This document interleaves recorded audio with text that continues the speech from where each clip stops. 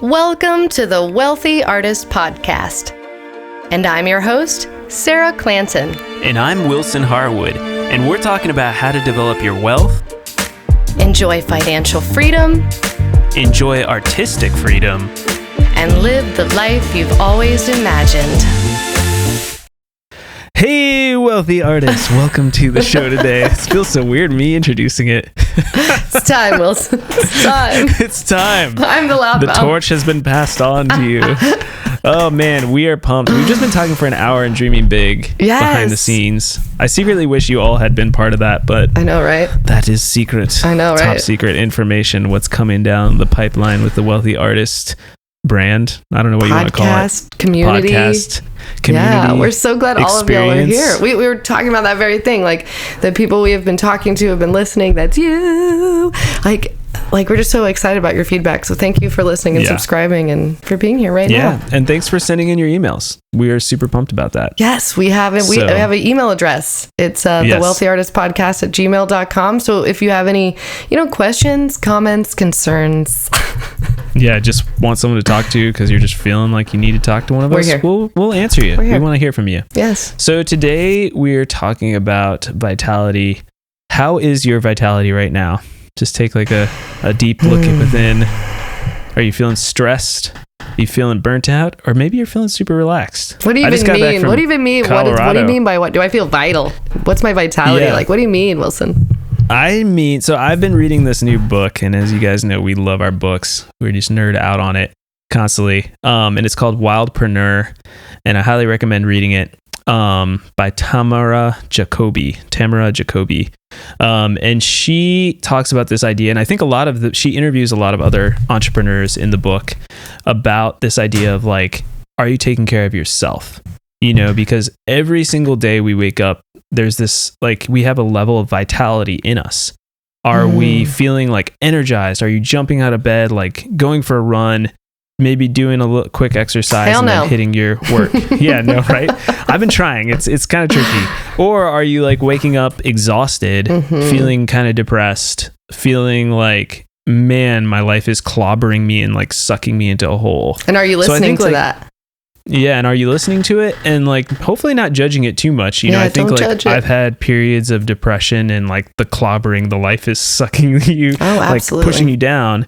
But I think the way that I've kind of looked at it now is like, I love the word vitality because it's like, it has that sense of like strength and energy, like life flowing through your veins. Like someone who has vitality, I'm like, their pulse is like pumping hard. Yeah. And I think it goes so beyond what we usually talk about, which is like money and business. It's like, how is your vitality? Health is wealth. And I think health is wealth. Like it all comes back to it. So I think this discussion is important to have. Absolutely. How would you describe it, Sarah?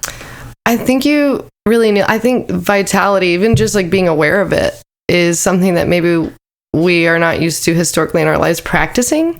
Like for me, we've been talking about how we're like recovering from the grind culture, and it would be so awesome to have the NAP ministry.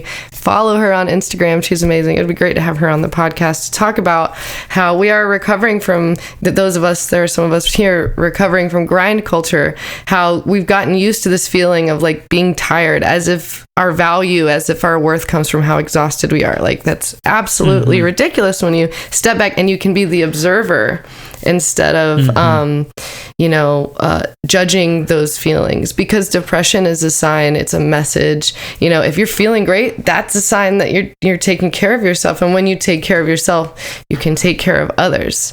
And you can't really do your job if you don't feel good. I mean, you can try and you can make yourself, do a ton of things. This is actually something that I can't remember where I heard this or read this, but it was talking about how much we've learned to endure. And like, our worth is also not based on how much we can struggle, but like, think of how I could never sit still. I cannot even sit still on this podcast. If you watch on YouTube, I'm always moving. Yeah, we did a photo shoot yesterday. Yeah, she did not sit still for any photos. Yeah, I can't stay still. But I'm also like, catch me in the moment, Anyway, but so school, sitting at a desk 9 to 5, is like it was really hard for me. And I think that, and I heard this somewhere, like they basically were like training you to sit in a desk 9 to 5, and sitting all day is not comfortable. But like when you're like right now, evaluate like how comfortable are you sitting wherever you may be sitting or wherever you are you actually comfortable, or are you just like enduring to be in the space you are? Or like are your shoulders relaxed? Have you taken a deep breath? Where's there tension in your body? And so just gaining awareness about how do I feel? What is my vitality? I think is a practice. And so here comes my morning routine. That's a part of my wealthy woman, wealthy artist practice, is my morning routine, really not diving into my phone, emails. Like it's early today. We're recording earlier today, so I haven't actually gone through my emails yet. But I try to, take time in the morning to just be awake. Because don't you have I don't remember what kind of like phase your brain is in, but there's like, you're in a cool space in that place between awake and like after coffee, that you're absorbing definitely good stuff. So like I like to try and put some good stuff in my brain or stretch in the morning. Interesting. That's good. Yeah, I did so I've been trying to do a 20-minute workout every morning. Nice job. With this thing on YouTube. Yeah, I found this guy on YouTube who's like really funny. Cool. I think he's called Bully Juice or something ridiculous. Bully Juice. Okay. I think that's his name. If you guys like it, you can check it out. Are you the kind of guy that needs like, snap into a Slim Jim, I need you to pump me up? Or are you like, no, take your time? And I'm definitely more take your time. Me too. But this has been, this workout is like really easy, and it's 20 minutes. He tells you exactly what to do. Perfect. And it feels good. And I've done it on and off for the last couple of weeks. And so I'm like, okay, that makes me feel good. I should do that. But to this morning, I remember waking up and being like, I snoozed for like 30 minutes. I was like, I just can't. And so I snoozed. I set my alarm for 6:15, snoozed till 6:45. Finally was like, all right, I'm going to go freaking exercise. I went downstairs. I was at my girlfriend's house, went downstairs, and just like in the kitchen was like doing freaking jumping jacks and like planks and things like that. And I was like, you know what? I'm not even awake yet. I was like doing like jumping jacks and like, you do this fake jump rope without the jump rope. And I was like, I'm just like half asleep. Like my hair is hitting my eyes because it's so freaking long. And I was just like, what am I doing?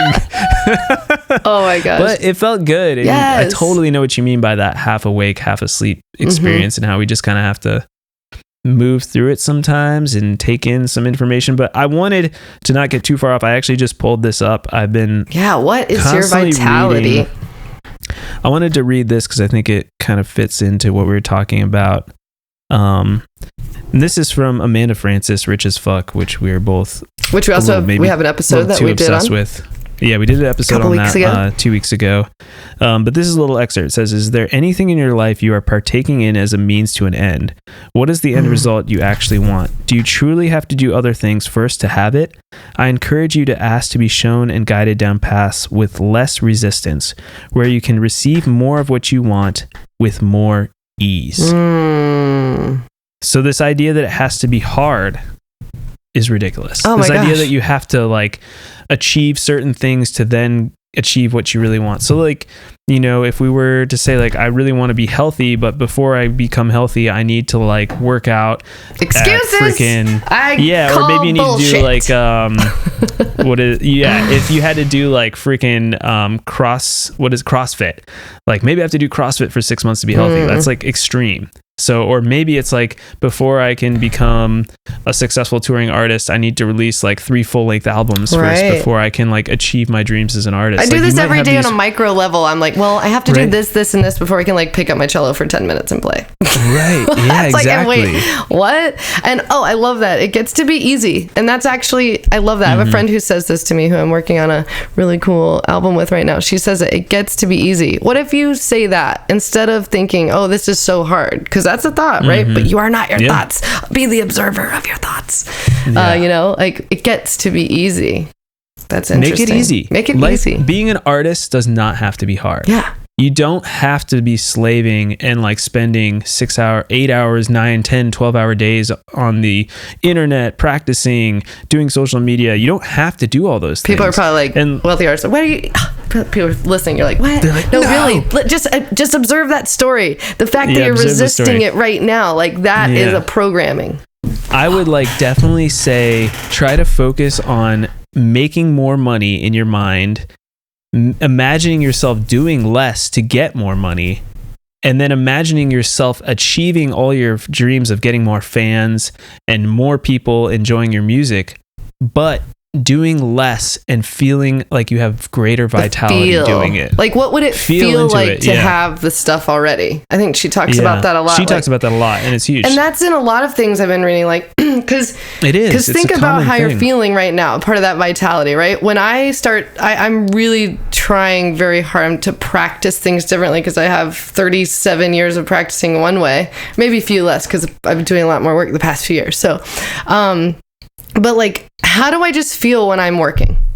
Am I stressed because, oh my gosh, if I don't do all this today, I'm not going to make enough money? Oh my gosh. Or am I thinking this? Or I'm like, oh yes, I'm going to like work on this poster right now. And like, that might seem for me like there was almost like there's been a programming I'm trying to break and reprogram where like, unless I feel that like, oh my gosh, I'm doing this thing and I'm like, blah, blah, blah, I'm not getting it done. Like, if that energy is not behind it, it's not productive. But I actually think there's a purer, more abundant, more authentic vibe when you're like just approaching stuff like you said, because it feels good to do it.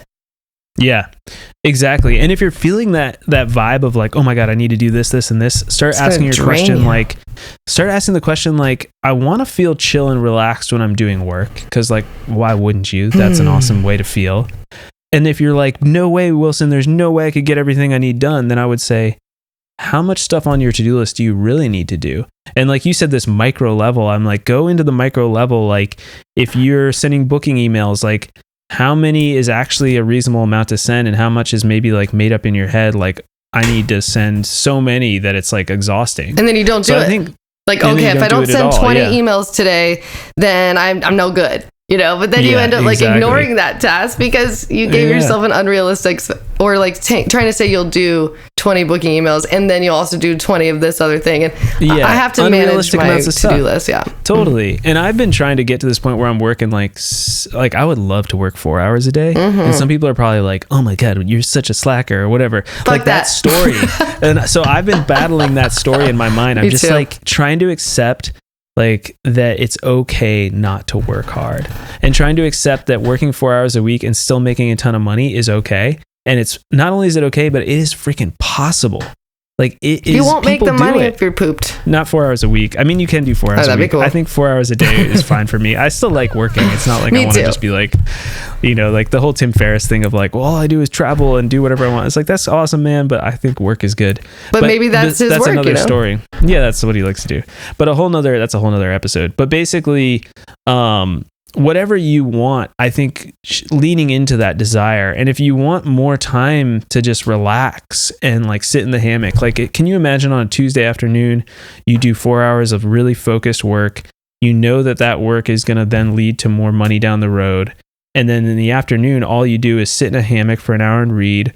And then you spend another hour or two songwriting. And then you go have dinner with your family. I mean, flip the script on that. That's not even a want. That's a need.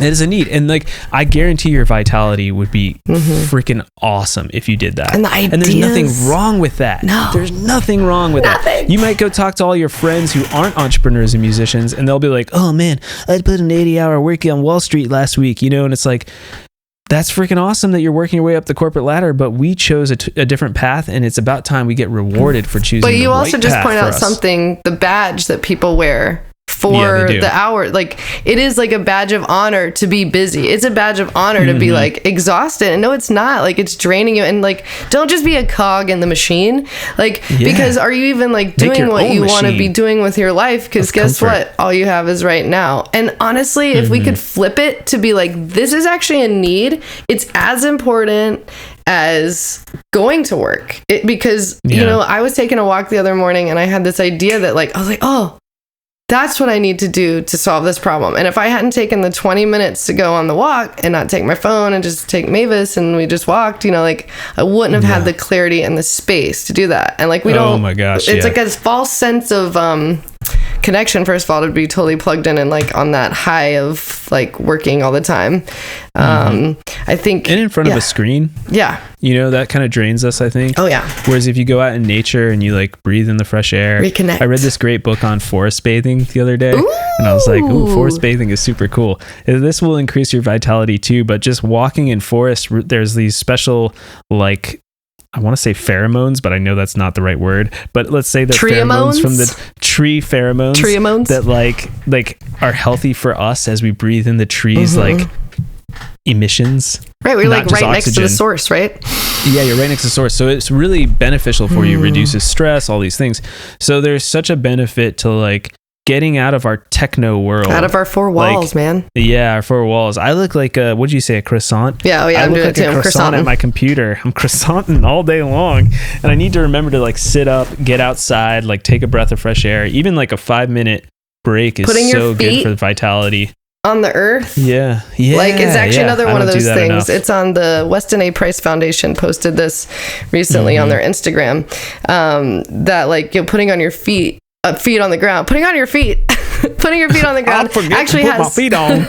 Actually has health benefits, just like you're talking about being around, the trees. So, I mean, but if you think about it, I mean, we're animals. We're part of the earth. We're made of the same stuff as everything else, except we put ourselves in these little boxes and we disconnect. And in that disconnection, we get lost and we forget that connection is actually the most important thing. And I even saw this on some video this morning. I was watching that physiologically, connection is like even like more important than food and water.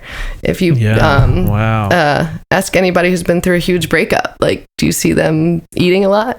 Anyway, but it's just interesting thought. I mean, just so reconnecting even to yourself, asking yourself, what is my vitality? So like, what are some other things that folks can do to remember that health is also wealth, and you gotta put money in that bank too. I think the biggest thing that I would encourage everyone to do, and that I'm working on deeply right now, is really challenging the grind mindset, challenging this hustle mindset, and challenging the 80-hour or the 60-hour, the 80-hour. Honestly, I think 40 hours a week is too much. Yeah, I know. I don't want to do it.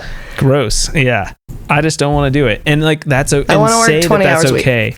Remember that the reason 40 hours a week is normal is because in the Industrial Revolution, someone decided that was like the optimum time to work. And like before that, it was like you had to freaking farm, so you would farm as long as it took you to eat enough to survive. But we're beyond that. We are not in survival mode, and you shouldn't be in survival mode. You should be in rich vitality mode. Right. And so let's try to get find off balance. on vitality, not on struggling. Yeah, exactly. Keep that vitality meter high. Yeah. I mean, it could be literally simple as like, go have a drink of water. Yeah, totally. Like, put the phone down for 20 minutes. Like, get your overall mindset into vitality and health rather than stress and anxiety. And I think, and like I said, my big thing is like, just start to challenge the rest of the world.